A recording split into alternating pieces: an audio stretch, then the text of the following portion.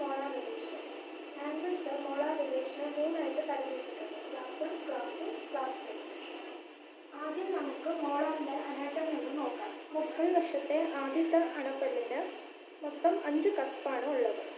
അതിൽ ആദ്യം കാണുന്ന ഈ കസ്പിനെ മീസിയോബക്കൽ കസ്പ് എന്ന് പറയും. ഈ കസ്പിനെ മീസിയോബക്കൽ കസ്പ് എന്ന് പറയും. ഇതിനെ ഡിസ്റ്റോബക്കൽ കസ്പ് എന്ന് പറയും. ഇത് മീസിയോ പാലറ്റൽ കസ്പ്, ഇത് ഡിസ്റ്റോ പാലറ്റൽ കസ്പ്. ഇനി ഒരു കുഞ്ഞു കസ്പും കൂടി ഉണ്ട്, അതിനെ നമ്മൾ കസ്പ് ഓഫ് കാരബലി എന്ന് പറയും. ഈ താടിയിലെ ആദ്യത്തെ അണപ്പല്ലിന് മൊത്തം 5 കസ്പുകളാണ് ഉള്ളത്.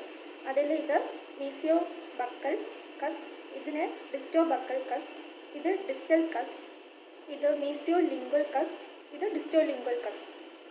ഇതാണ് ബക്കൽ ഗ്രൂവ് എന്ന് പറയുന്നത്.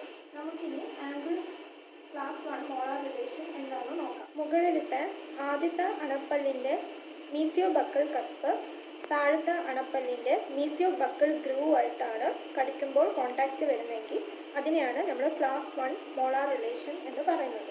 ഇതാണ് ക്ലാസ് 1 മോളാർ റിലേഷൻ. മുകളിലത്തെ ആദ്യത്തെ അണപ്പല്ലിൻ്റെ മീസിയോബക്കൽ കസ്പ് താഴത്തെ അണപ്പല്ലിൻ്റെ മീസിയോബക്കൽ ഗ്രൂവ് ആയിട്ടാണ് കോണ്ടാക്റ്റ് വന്നിരിക്കുന്നത്.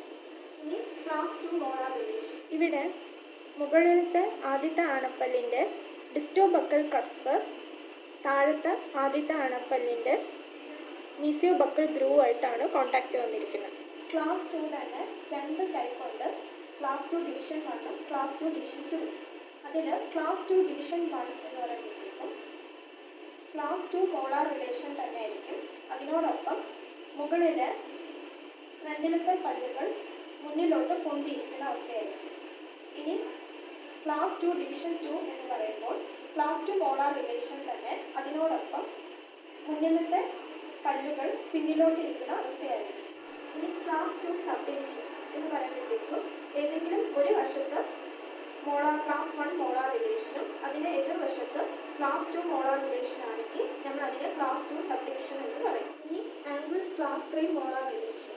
ഇവിടെ മുകളിലത്തെ ആദ്യത്തെ അണപ്പല്ലിൻ്റെ മീസിയോബക്കൽ കസ്പ് കോണ്ടാക്റ്റ് വന്നിരിക്കുന്നത് താഴത്തെ ആദ്യത്തെയും രണ്ടാമത്തെയും അണപ്പല്ലിൻ്റെ ഇടയിലായിട്ടാണ് കോണ്ടാക്റ്റ് വന്നിരിക്കുന്നത്. ഇതിനെയാണ് നമ്മൾ ക്ലാസ് 3 എന്ന് പറയുന്നത്.